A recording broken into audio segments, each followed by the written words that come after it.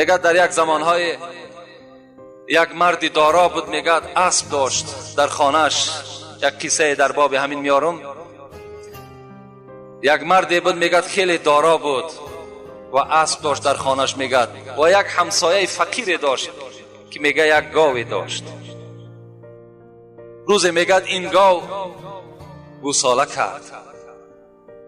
این مردی دارا چگونه پیغمبر خدا گفتند اگر برای فرزند آدم یک وادی از طلا را اگر عطا کنیم، هر آینه وادی دویم شد طلب میکنن. اگر وادی دویم از طلا طلب اگر عطاش کنیم، وادی سیوم شد طلب میکنن.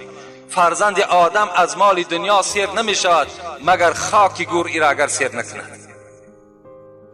این مردی دارا وقتی که درک یافت میگه که این گاوی همسایه میگه گوساله کرده است، در حال میگه نزد قاضی را و گفت همین گوساله گاو گفت همین گوساله را که در خانه همسایه من است، همین اسبی من زایده است.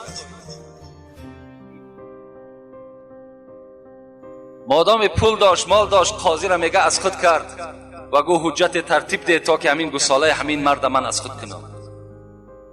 محکمه دا میگه کشیدن، صاحب گاو هم حاضر شد، این بدولت هم حاضر شد و میگه این مرد فقیر گفت، این قاضی گفت من هیچ باور نمیکنم که اسب گوساله بزاید.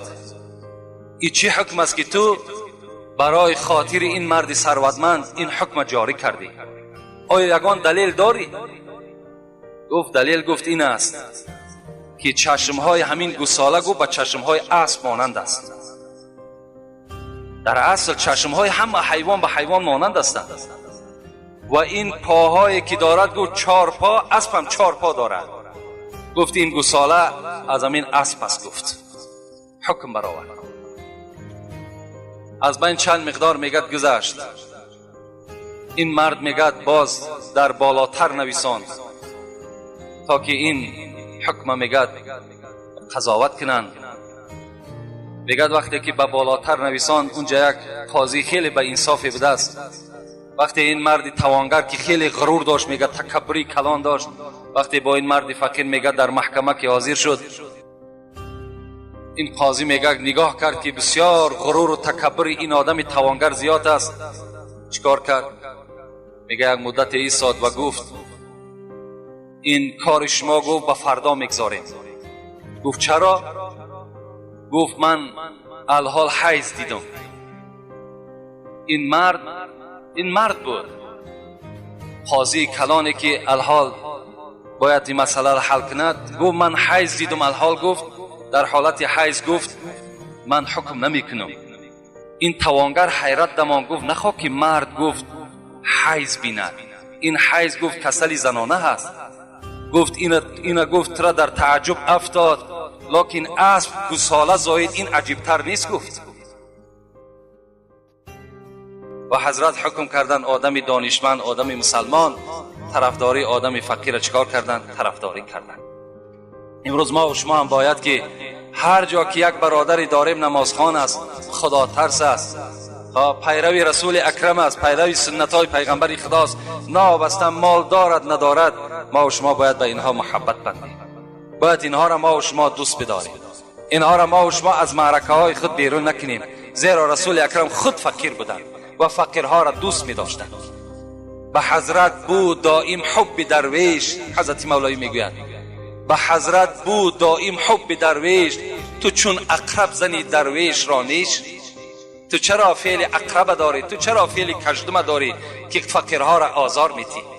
باید ما و شما الفقراء، پیغمبر خدا میگه یدخلون الجنه قبل الاغنیاء ب500 سنه.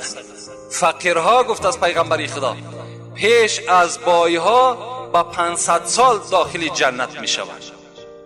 فقیرهایی که امروز فقیری خدا و تنگدستی خدا از خدا می بینند، فقیرهایی که در اصل مسلمان باشند، نگن که مثال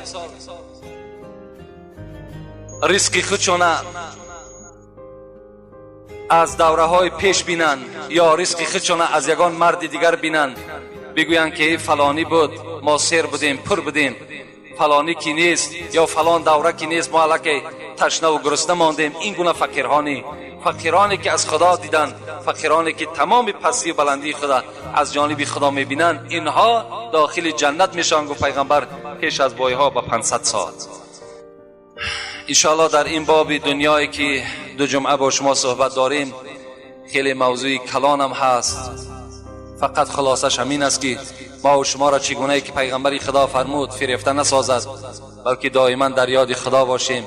ساعت عبادت خدا آمد، دنیا را ترک می سازیم، عبادت خدا را میکنیم، بعدا چیکار میکنیم؟ باز به کار دنیا ما و شما مشغول میشیم.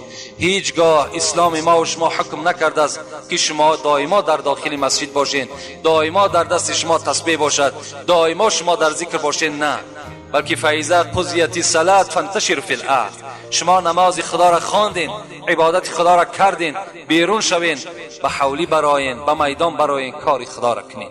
فقط در حالت عبادت خدا شما به دنیا مشغول نشین. خوش به حال این برادرانی که الحال بسیار اینها سوداگرها هستند، سوداهای خدا بسته کردن، آمدن برای نماز جمعه 1 ساعت ان شاء الله از این نعمت خدا استفاده میکنن، باز رفته از پی سوداشون میشوند. هم دنیا و هم آخرت اینها چی است؟ آباد هست.